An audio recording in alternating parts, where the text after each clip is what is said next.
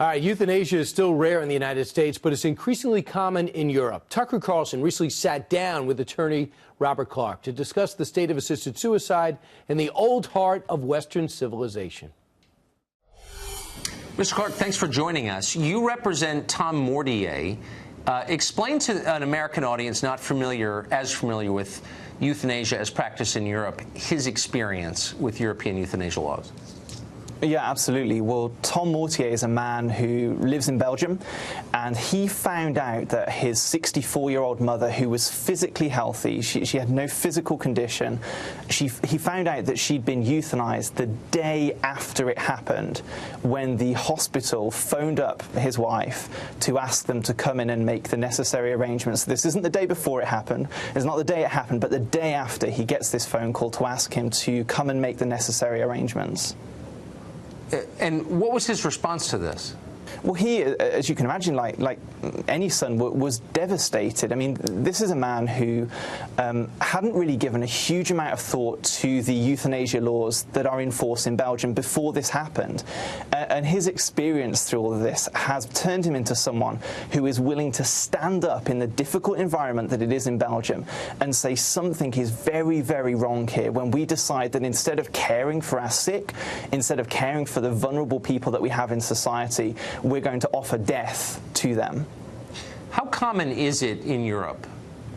It's getting more common, and this is one of the frightening things. So I know there are some US states that are considering this, and I just encourage them to look at the experience in Europe. So we've got a couple of countries. Let's take Belgium as an example. And right. Whenever euthanasia has been legalized, we've seen two things happen. So the first thing is we see the number of cases going up every single year. And so the cases started relatively low in Belgium until we've now reached the point where, according to the official government statistics, more than 5 people per day are euthanized in Belgium.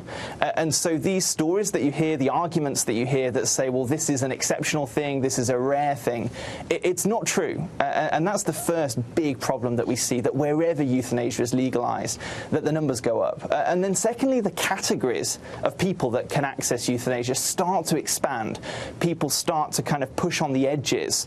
Those that originally said, well, this is going to be really, really rare, start pushing out. So again, let's go back to Belgium and see what actually has happened. So 2014, Belgium extended its law to allow child euthanasia, so there is no lower age limit in Belgium at all. A child, as long as they understand, whatever that means, that what's happening to them, can choose to be euthanized. And then most recently I saw a proposal in the Netherlands for people who are just tired of life. So no physical condition, no mental condition, just people who are tired of life. And so this is what's really sinister here, because you see a law that people argue for as an exception, but that is never what it becomes, and you can see that pattern wherever euthanasia has been legalized. So a particularly sinister element of this is the economic part of it. So it's obviously much cheaper to kill people than to treat them, either for their diseases or their depression.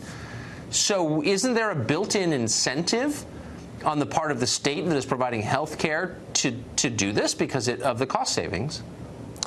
Well, absolutely. I mean, you and I both come from places that have an aging population. People are getting older. And a very, very real concern is this so-called right to die that people talk about, that doesn't exist in international law. This right to die actually very quickly becomes a duty to die. And so you've got vulnerable people, people that we should be caring for, who are going to start to feel maybe an implicit pressure, maybe just they feel they're a burden in terms of money, right, or a burden in terms of time, but maybe then explicit pressure as well.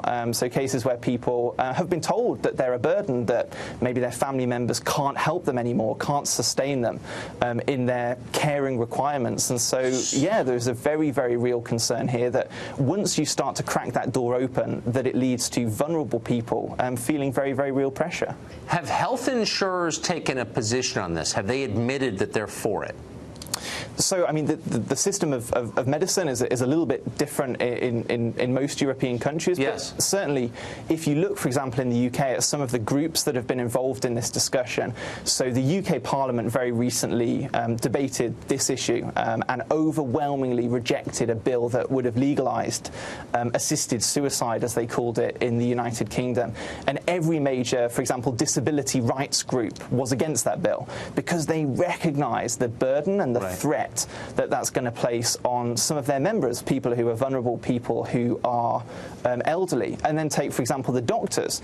The World Medical Association has consistently said that euthanasia is inherently unethical. It's not something that should be promoted because governments have an obligation to protect life, not to promote or to assist in death. And yet that's exactly what we're seeing happening in these European countries. And we're going to see more of it as the costs go up. Thank you very much, Robert. I appreciate that report from Europe.